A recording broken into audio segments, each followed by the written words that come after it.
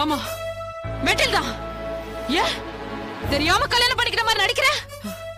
இப்படி ஒரு அழகான பொண்டாட்டிய வச்சுக்கிட்டு குடி குடின்னு மூக்க பிடிக்க குடிச்சிட்டு வர நீதாடா மெண்டல். மெண்டல் நாயே, மெண்டல் குடிக்காரா? என்ன மெண்டல் சொல்ற?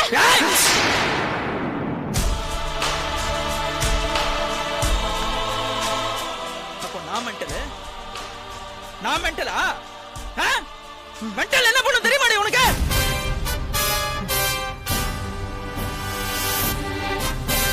இப்படி கத்தி எடுத்து ஒரே குத்து குத்திட்டு போயிட்டே இருப்பேன். குத்துடுமா? பார், மரியாதையா சொல்றேன், போட்டோ அங்க மாட்டிடு, இல்ல மவளை உனக்கு கொன்னுடுவேன்.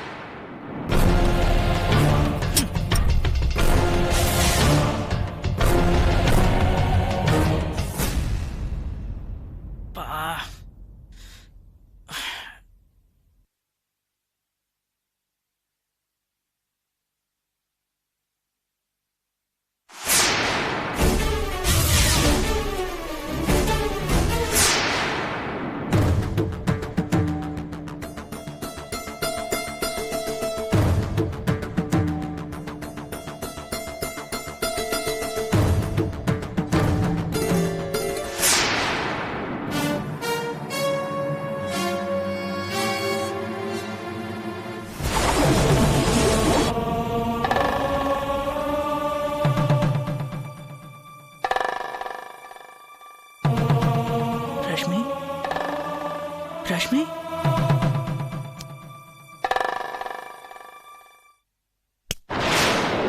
ரஷ்மி,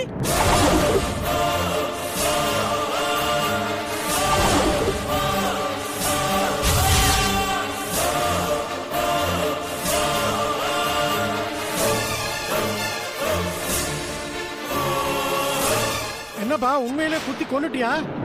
ஐயோ சார் சார், நான் எதுவுமே பண்ணல சார், நான் எதுவும் பண்ணல சார். அத விடுப்பா, தினம் தினம் இப்படி டார்ச்சர் அனுபவிக்கிறதுக்கு கொலை பண்ணிட்டு ஜெயிலுக்கு போனா கூட பரவாயில்ல சார். நான் எதுவுமே பண்ணல சார். நான் இப்பதான் மேல போலீஸ்க்கு இன்ஃபார்ம் பண்ணியா? சார் நான் எதுவுமே பண்ணல சார். இப்பதான் சார் நான் மேல இருந்து இறங்கி கீழே வரேன். நீ கவலைப்படாத, நீ இப்ப ரொம்ப டென்ஷன்ல இருக்க. போலீஸ் மேட்டர்லாம் நான் பாத்துக்கிறேன், விடு. சார் என்ன சார் நீங்க சொன்னா புரிஞ்சுக்கவே மாட்டேங்கிறீங்க. நான் எதுவுமே பண்ணல சார். சார் நான் சொல்றத கேளுங்க சார்.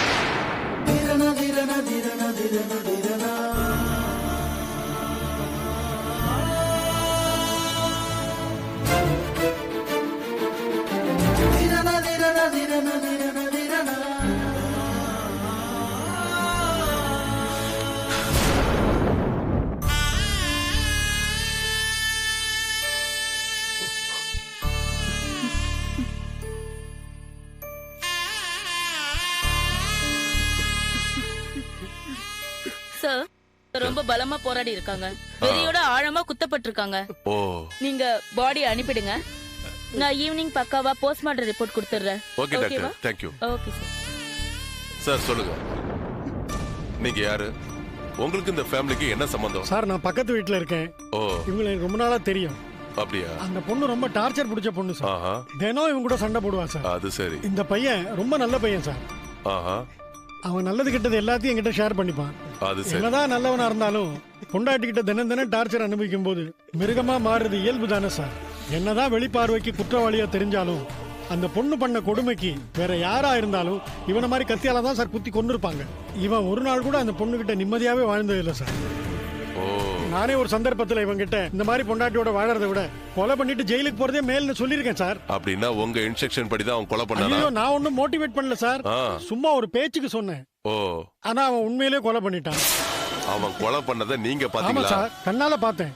ஒரு வாட்டி அவன் கத்தியால குத்திட்டு ரெண்டாவது வாட்டி குத்துறதுக்கு ஓங்கும் போது நான் உள்ள வந்துட்டேன் சார். என்னடா பாவி இப்படி பண்ணிட்டேன்னு கேட்டேன். அவன் பதட்டத்துல உளறான், போலீஸ்க்கு சொன்னியாப்பான்னு. அதுக்கு நான் மோட்டிவேட் பண்றவனா இருந்தா நானே உங்களுக்கு போன் பண்ணி வர சொல்லுவேனா சார். சார் என் பையன் சுப்ரீம் கோர்ட்ல லாயர், என் பொண்ணு மதுரையில டிஎஸ்பியா இருக்கா. நாங்கெல்லாம் சட்டத்தை ரொம்ப மதிக்கிறவங்க சார். எனக்கெல்லாம் பொய் சொல்ல வேண்டிய அவசியமே இல்லை. நான் என்ன பார்த்தேனோ அதைத்தான் உங்கள்கிட்ட சொல்லிக்கிட்டு இருக்கேன். இதையே நீங்க கோர்ட்ல கேட்டாலும் நான் சொல்லுவேன் சார்.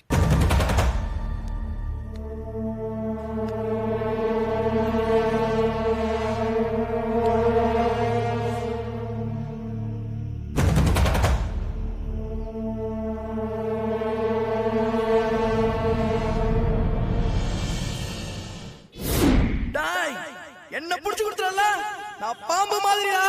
பகை வச்சுட்டா உன் மேல விட மாட்டேன் நானு. என்னைக்காவது ஒரு நாள் தூக்குடா உன்னை.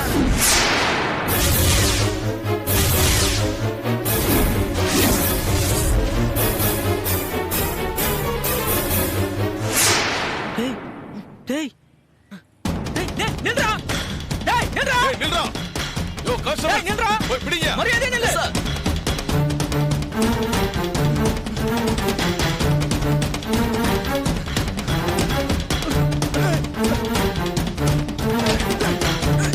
நில்றா டேய் நில்றா நில்றா.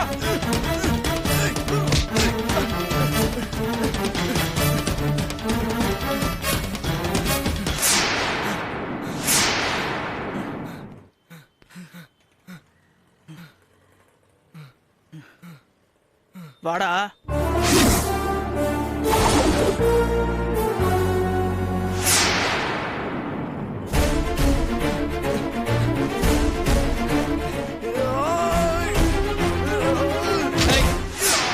ஓடுற அடிச்ச நீதானடா கொண்ட மகன. என்ன ஜெயிலுக்கு அனுப்புனல உன்னை போட்டு தள்ள தாண்டா வந்தேன். உன் பொண்டாடி பாத்துறா கத்தறதுக்கு பார்த்தா ஒரே சருகு. மகனை இனிமே காலம் ஃபுல்லா உனக்கு ஜெயில கழிதாண்டி. டேய் டேய் டேய் டேய் மரியாதை ஸ்டேஷன்ல வந்து உண்மையை சொல்லிடுறா. மாட்டேனே உன்னை விட மாட்டேடா. டேய் டேய் டேய் டேய் டேய் டேய் என்னடா ஆச்சு? டேய் டேய் டேய் என்னடா ஆச்சு? என்னடா ஆச்சு? டேய் டேய் டேய் உண்மையை வந்து ஸ்டேஷன்ல சொல்லிடுறா. டேய் டேய் எந்திரடா. டேய் எந்திரடா. டேய் டேய் டேய் டேய்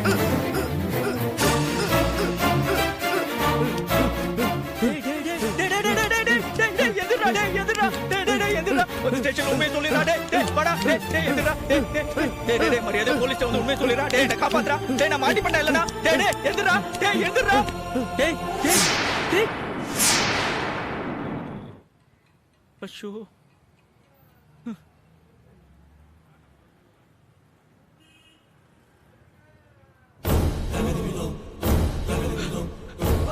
சார் சார் இங்க நிக்கிறேன் சார். எங்கயா போன நீ? Hello sir. சார் வாங்க.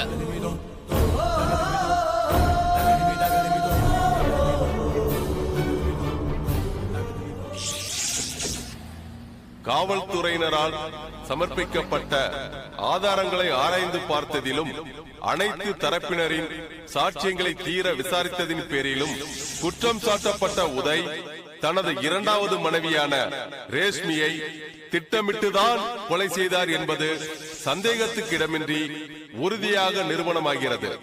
எனவே குற்றவாளி உதைக்கு ஈபிகோ செக்ஷன் 302 படி மரண தண்டனை விதித்து இந்த நீதிமன்றம் தீர்ப்பளிக்கின்றது.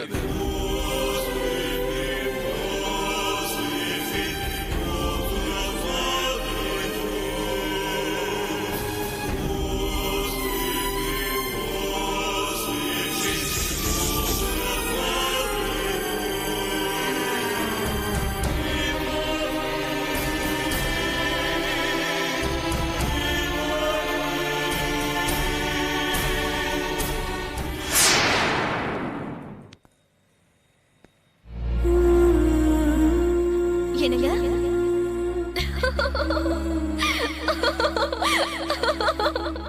வாங்க வாங்க, உங்களுக்காக தான் காத்துட்டு இருக்கேன். வாங்க.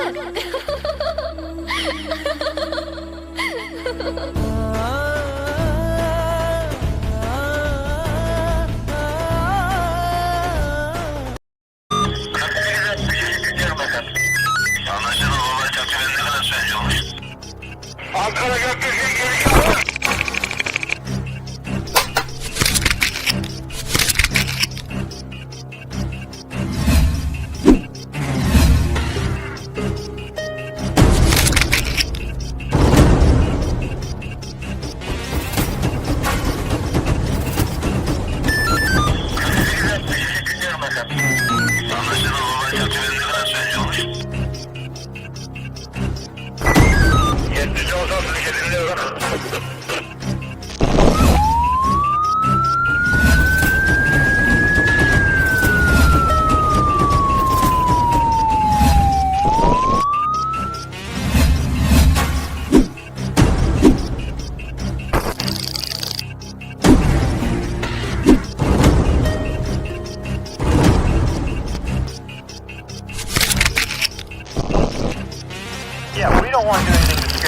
That's the last thing we want to do.